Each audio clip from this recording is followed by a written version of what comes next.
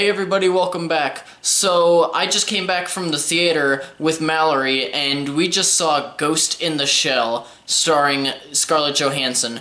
And I'm really excited to talk about this film. I'm going in with no script made whatsoever. I'm just gonna go off of what I remember and how I felt about everything that I was given. So for those of you who don't know, Ghost in the Shell, this version is an adaptation of a very well-known anime film from, I believe it was 1995. I personally have not seen the movie, so I'm a newcomer to this entire thing. However, Mallory has seen it before, so maybe in the future I'll have her, if she would like, do a video talking about maybe some spoilers and talking about the differences between the two films, what she prefers from the anime and what she prefers from this one.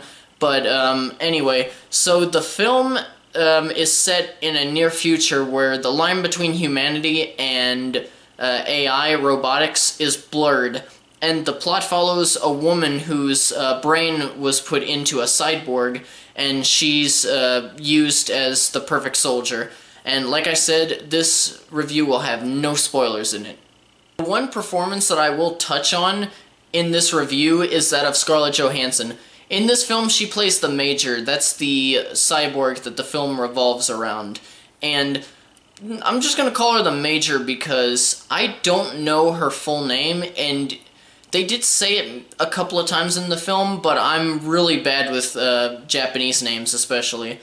But I loved Scarlett Johansson in this role. She mainly used a subdued acting method in the film, but she gave enough emotion just through her body language and facial expressions to where it didn't just feel like a bland performance. For pretty much every single performance in the film, whether it's main characters, secondary, tertiary, any of those, I loved pretty much every performance in this film. I didn't find any to be lacking at all.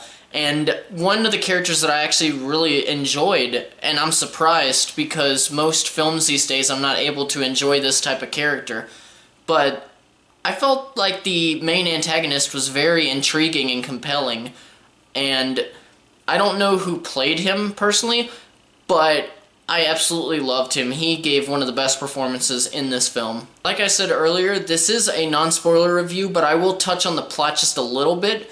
It mainly revolves around the Major and her agency trying to track down a terrorist organization, or more like a main terrorist.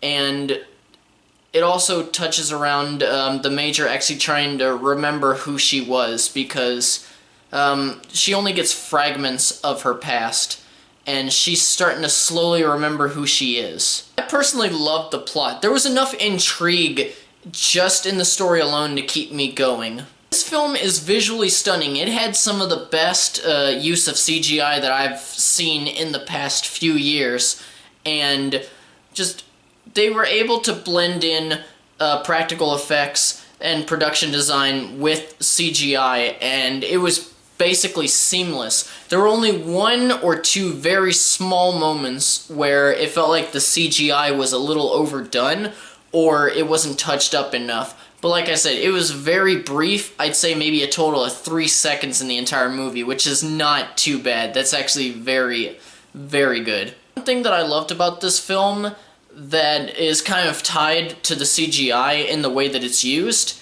is the cinematography. And from what I'm hearing, the cinematography makes it feel like you're actually in some way watching the original anime. And I'll take their word for it because this was some of the best cinematography that I've seen in the past maybe 5 years or so. My last praise for the film, which actually may be my favorite aspect of the entire film, you know, even more than CGI, just above, was the musical score.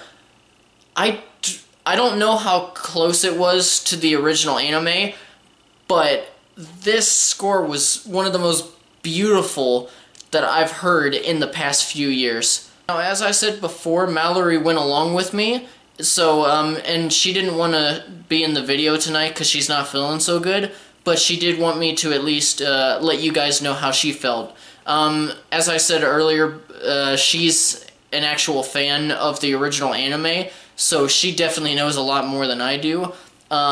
She agreed on pretty much all of my points that I gave, and one issue that she had with it was pacing. She felt like it was a little bit wobbly, which I don't necessarily agree with. I don't notice pacing like most people, unless it's like inherently bad.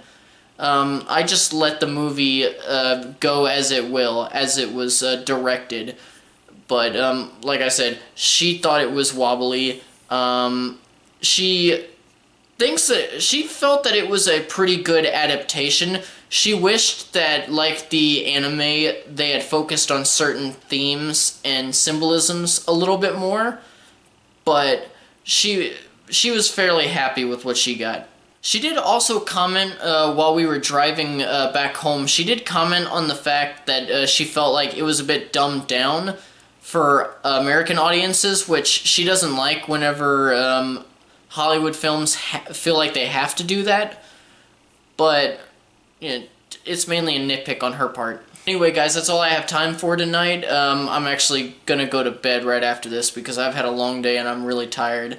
I hope that this video gives you a reason to actually go out to see this film, because this is a film that needs to be watched by everybody.